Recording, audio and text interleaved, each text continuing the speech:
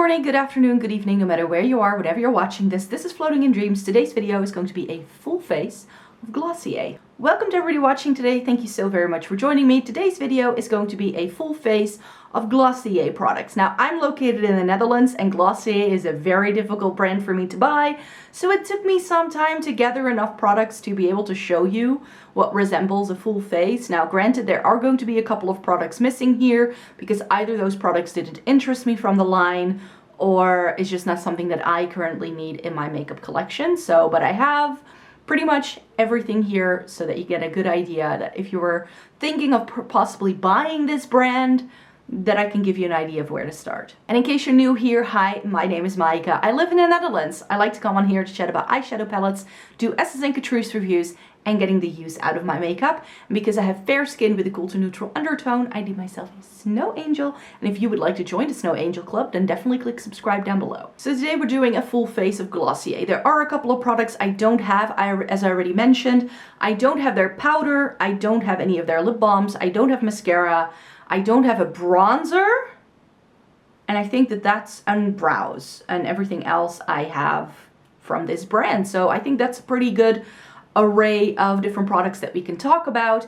So we're just going to chat about this and put the makeup on as we're doing this makeup look. So I'm going to kick us off with primer, and this is the Glossier Futuredew. This is a skincare makeup product hybrid. This is marketed as an oil-based serum, so you could just wear this as like a face oil like you would if you were to apply your skincare, but it also works as a super glowy base under makeup. My favorite way of wearing this is in combination with the Urban Decay Hydromaniac tinted moisturizer kind of thing that they came out with.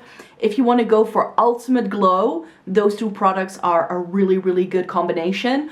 And this is actually a product that I loved when I tried it. I actually did a review a couple of years ago where I compared this to like other very glowy primer based products, such as the Charlotte Tilbury what's it called? That glowy highlighter thing that e.l.f. now came out a dupe with. I cannot think of the name at the moment. So I compared it to several things, and I just love this so much more because this doesn't have any true highlighting properties. It's just a primer. It goes on clear, yet it makes you look like you've slapped your face with baby oil, but it doesn't feel greasy. So that's why this is actually one of my favorite glowy primers to wear under makeup, and I haven't used it in a while, not because I don't love it, but because I was afraid to use it up, because Glossier, it's just so expensive to buy and looks orange when it comes out of the tube, which is a bit weird. But this I just didn't want to use up because I love it so much. I was like, oh no, I don't want to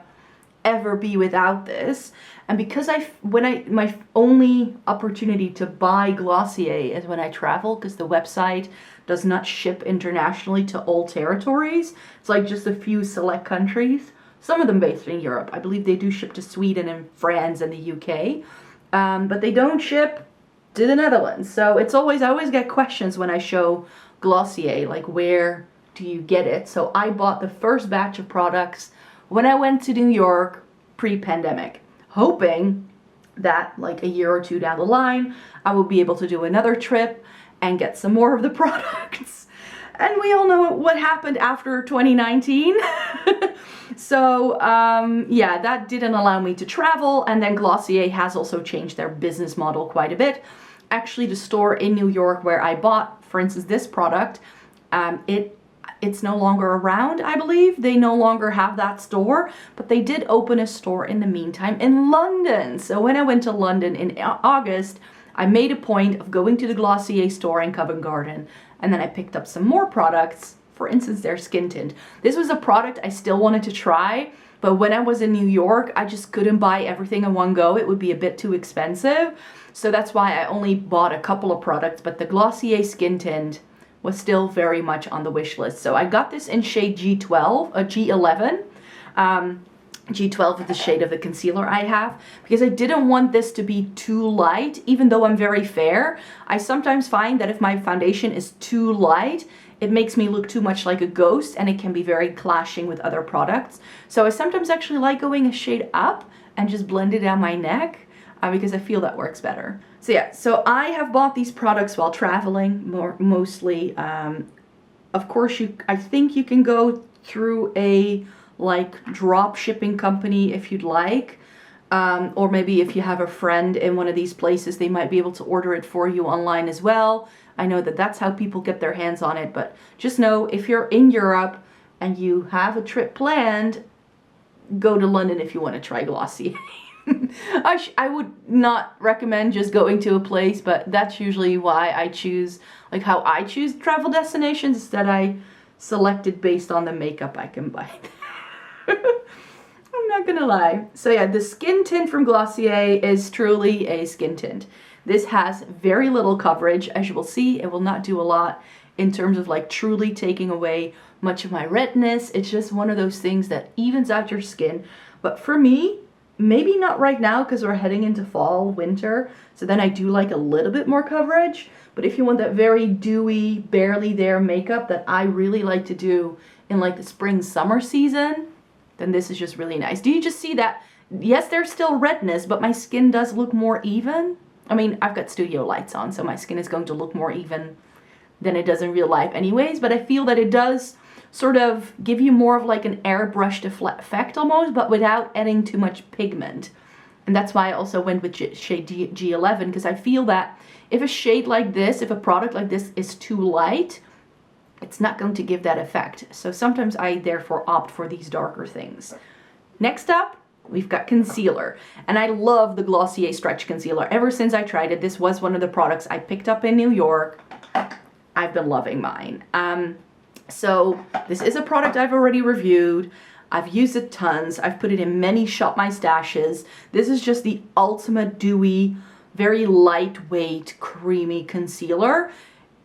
It's very light reflective. I do have this in G11, which I believe is the lightest shade. They did exchange the shade, like extend the shade range since I bought some of these products, so not entirely sure.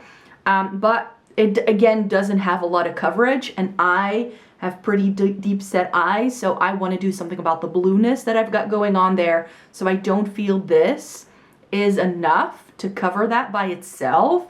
So that's why I like to pair it with this product. Sadly, this is no longer available, but this is my favorite color corrector. This is the Peri Para Ink Corrector in the shade Peach. This is a K-Beauty brand, and this is a liquid concealer that I just like to use a dot here and here, blend that out, tap this in on top with my fingers, and that works really well for me. So I feel that the Glossier Stretch Concealer, you don't buy that for the coverage, because it's not a high coverage product at all, but it does, again, like the skin tint, give you this very natural effect. So again, if you like barely there makeup, you like a very natural, like skin-like look, then the Glossier products are really good. This is not your high coverage glam sort of like makeup that we're used to very much in recent years. Like, I just like that like more skincare focused sort of vibe that they've got going on. So that's also what most of the products I have here are based around. So then I just take my finger, because I feel that the warmth of my fingers definitely helps this product to apply, and then I just like to like dab it on. And this is just really emollient, super duper lightweight, and of course this is going to be a little bit lighter, but you do see that this, compared to the skin tint, there is definitely a little bit more going on there. But even though this is a shade lighter than a skin tint, I feel it still, you know, does blend into it, and it doesn't make it look like super highlighted or bright, I feel, because of how it blends in. Is this a great product if you have oily skin? I don't think so. I think this is best if you have really dry skin like I do. Also, that Futuredew primer is probably not really something you want to go for if you have very oily skin. I think you can now see what I mean. Like this concealer will take away some of the redness, but the skin tint definitely won't. So, but it's like, you know, thin layers, and then this works really well, I feel. So again, don't use too much. I'm going to push this a bit more around on my nose as well, just to take out some of that redness. And I think we've just gotten used to having these super high coverage looks, especially in online makeup. And I just feel that this looks much better, especially if you wear it in like fluorescent lighting. Now I have a bit of this redness here on my forehead. So that's where I also apply concealer. And I normally, whenever I use this concealer, I very often will pair it with other base products. And then I only really have to use it on my under eyes. But then I have already a little bit of coverage of the other foundation. And of course, right now, today, the foundation doesn't have much coverage. So that's why I go in with a bit more concealer. And I just feel like it's dewy. It's very sort of glowy, dewy base. But this is like, I'm not wearing highlighter. And I love how this looks. It makes you look very youthful and glowy. And especially I think if you have mature skin that can be a bit drier already, it can just be some really lovely products that work really well, even if you have fine lines and texture. I do not experience any creasing with this. Like, I may have to tap it in again in a little bit, but I'm going to be setting this down with powder, and I'm just going to be using the one in my Shop My Stash, which is the Kiko one. It's a dupe for the Hourglass, and I didn't pick up the Wowder from Glossier because that's just, I don't know, that little mesh thing and like it being a loose powder is not really my vibe. I don't love a loose powder because I feel it doesn't give me as much control over how much I apply, and because I do have dry skin and these products being very dewy, and with dewy products you can sometimes get powders to like really stick to it. And I feel this doesn't, but I haven't used it yet. I did use it with the skin tint before, but I'm just going to tap it lightly in the areas of my face where I feel I need it to stay a bit more. So around the nose. Like, I don't use tons of powder because my skin just doesn't like it. And then on the under eye. And then I can check it again at the end to see if it's all still like in place. But that's all I powder, really. So now you can also see that some of that super shininess is gone. You can take it away. And if you have a powder like this that's, you know, that works really well on dry skin, I think you can still make it work. This is not going to clump up. And that was the thing I was afraid of with the Wowder, is that it wouldn't really work on my dry skin because it is a loose powder. It's very easy to over apply and not get a lot of control how much you use. And then with these very glowy oil-based sort of products, it can like clump up and you get all these like patches of powder, which is not a good look. The Glossier bronzer was definitely on my wish list for trying it out for this video, but when I was in store in London, I swatched it on the back of my hand. The shade was so orange against my skin tone, and they only do 5 shades, and it had a lot of shimmer in. So I felt it wasn't perfect, so that's why I'm going to go in with the Rare Beauty Cream Bronzer. This is in the shade PowerBoost, and I love this one because it's, again, also that sort of barely there thing. And I wish that the Glossier bronzer was like formatted like this, where it's a stick that's super creamy, and I'm just going to apply it with a Spectrum brush. And that works really well for me, and I just like this shade a bit better. It just, the Glossier one, even the lightest shade, which I believe is called Flare, it just looked really, really, like just too dark, really orange, just straight up orange. And this one I love because it does have a cool undertone. So that's why I feel that in the Glossier range, they haven't, like in their base products I feel they have, but in things like bronzers and blushes, they don't have a lot of cool toned options. Everything is warm, which is also, when we get to the blush in a minute, is one of the reasons why I struggled to find a blush shade that I liked. And that's also the reason why I didn't end up picking any of the bronzers up, because I could just not see myself ever reaching for it again beyond this video. And if that's what we're working with, then I don't buy the product, because I don't want to buy product just to declutter them straight away. So that's why I did it like this. So yeah, Rare Beauty bronzer is on. I think that looks really pretty together.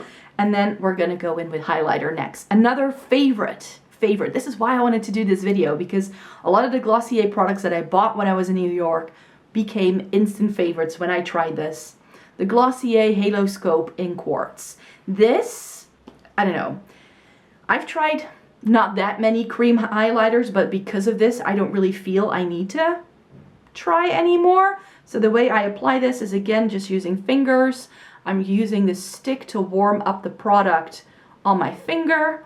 Then I rub my fingers together to spread it out. And then I just tap it on. And this is, again, that like glass skin sort of vibe. I love this in the spring summer season because it adds enough sort of glow, but without it being too much. And this, I feel, does come in a really good shade if you have fair skin, because Quartz is really nice. So this has a little bit of like a balm in the middle, and then it has a color on the outside, which makes this really natural. So again, if you are afraid of wearing too much highlighter, again, the trend is sometimes still to do very intense ones. But if you like those barely there highlighters that just give you this bit of glow, like this is exactly what I want. And I usually use a little bit more because I like a little bit of highlight. Like you can see I'm wearing highlight, I don't mind that. But I do want it to look more like glass-like skin like this. And I already mentioned undertones and that I struggled in both the bronzer and the blush to find a shade I liked. In the blush, I went with Storm, which I think if you look on the Glossier website is not recommended for fair skin. They tend to push you towards the peachy shade, which I forgot the name of, and Dusk, which is like a nudie brown. They should do a mauve. If they could do a mauve or like a purpley shade to extend the cloud paint range, I think they could appeal to many more products. I swatched all of them again in store when I was in London, and Storm was the only one that had a bit of a cooler undertone, and everything else was just super warm toned against my skin, which is why I initially passed up on the cloud paints when I was in New York, because I was like, I was standing there and I couldn't figure it out. I was like, what shade might be nice? I think if I were to go for a lighter option, the peachy shade, I think it's called Bliss, or Puff is the bright pink one, but I don't love bright pink. So this I feel is like a really nice berry. I think it's more recommended for deep skin. So they do cater to that. You only need very little of this. This is so pigmented. So again, same technique, and then this is the shade. So it does have a bit of brown, but I felt that this also had a bit of plum, which I felt worked much better. And I have just found, and this was something I didn't know yet when I visited the Glossier store in New York, I actually prefer cream blushes if they are a deeper shade, because very often they can be made to sheer out beautifully.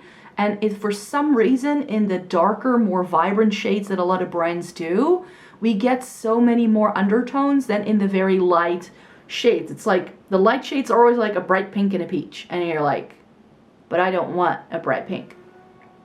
So I wish also Glossier would give us some more options there. But I feel that this is giving me that flushed look, really pretty.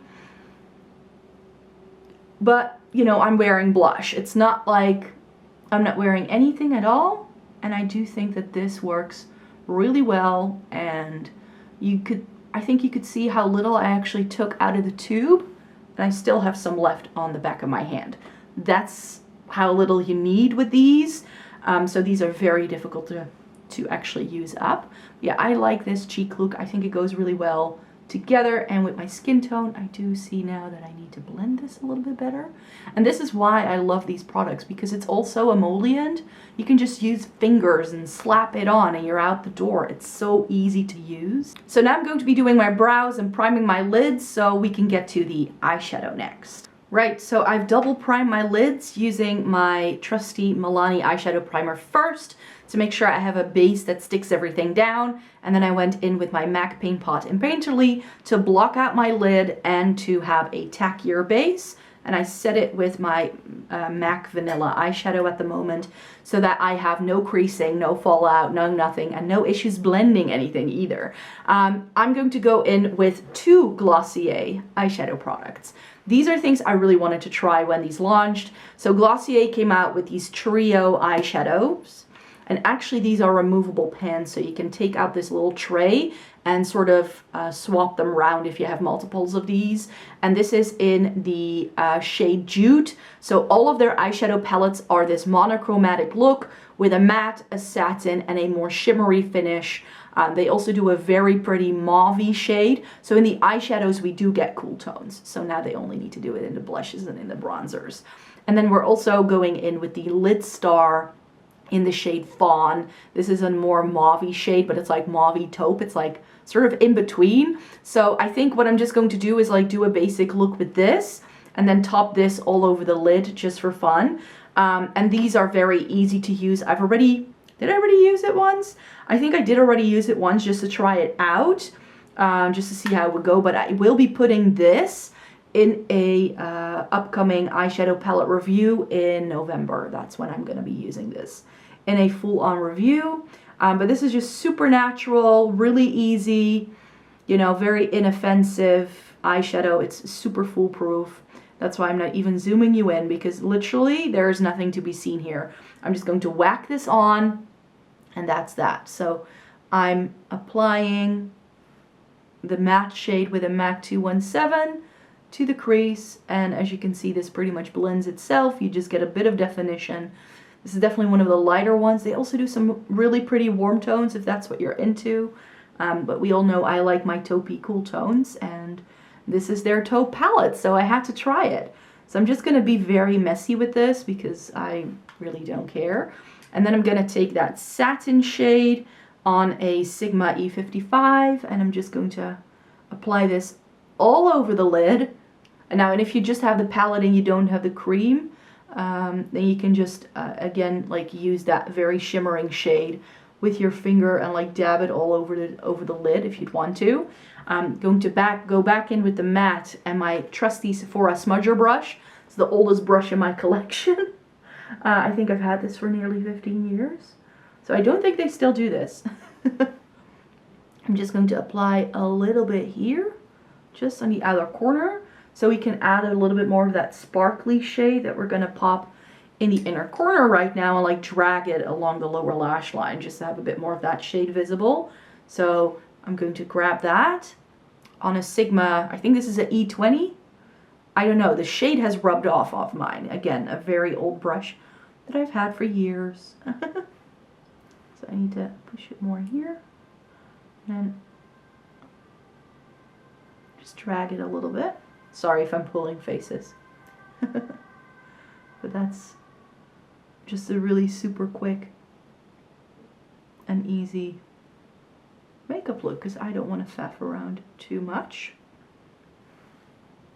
And then, you know, you just have a very subtle shimmer here.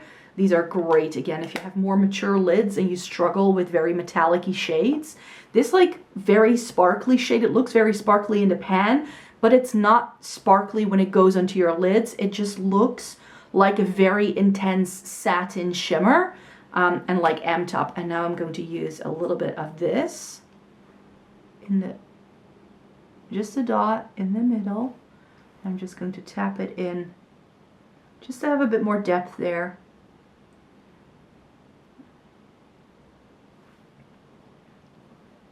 And you can see the difference with that. So these, again, aren't super shimmery. The only thing I don't like is that this thing is a bit flimsy. It feels like it's going to fall off any minute. But I feel that this is just really simple for like that basic moment. And I just think that these shades just work together really well. So that way we've got a bit going on there. So now I'm going to be applying some setting spray and mascara, which is for my Shop My Stash. These are all Catrice and Essence products because that's what I'm currently using. And then we'll talk lips. So for lips, I have two options. I have one of their Generation G lipsticks. This is in the shade Crush. And I have one of their Ultra Lips in the shade Fête. So Crush is more of like a corally shade, you could say. And Fête is like an orange toned reddish shade. Looks a bit pink on me as well when I wear it. It's a bit of a confusing shade. Since the Ultra Lip is more vibrant and it doesn't need a hack, I'm going to apply this one last and I'm going to apply this first. This Generation G lipstick, if you've tried them, can be very difficult to apply if your lips are dry. What I feel these need to get the most color payoff and to get this lip stain effect is if you have applied lip balm like I did before I sat down to film the videos. At the start of any makeup look I do, I always apply lip balm first. That's the first step. And usually I will take it off and then put on a lipstick, and that makes sure my lipstick wears well throughout the day. But with this, I need to go against habit and apply it straight over whatever lip balm is still left on my lips right now. Because else I don't get to see the color at all. And I've heard a lot of people complain about these, that they can't get the color to pay off. Trust me, if you have one of these and you feel it doesn't work, use your lip balm underneath it.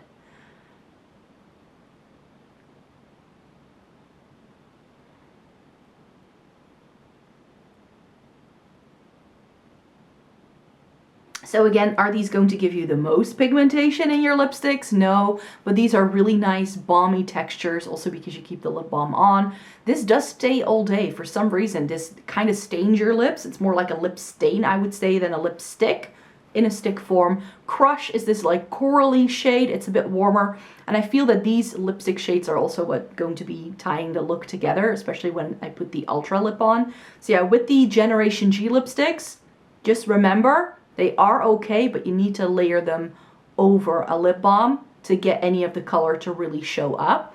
I have naturally quite pigmented lips, and a lot of the shades in the line are too light for me, which is why I went with Crush, because it's one of the brighter ones that shows up best in a swatch on the back of my hand, so I knew it would actually do something for my complexion. So I've taken that one off, and now we're going to go into the Ultra Lip in Fête. This I love. I've already worn it a few times just to try it out and see how I would feel, but these have much more color payoff. They're also creamier. So I feel the Generation G are more like a satin, like demi matte kind of finish. These have a bit more shine, a much more pigmentation, and still have that like barely there kind of feeling.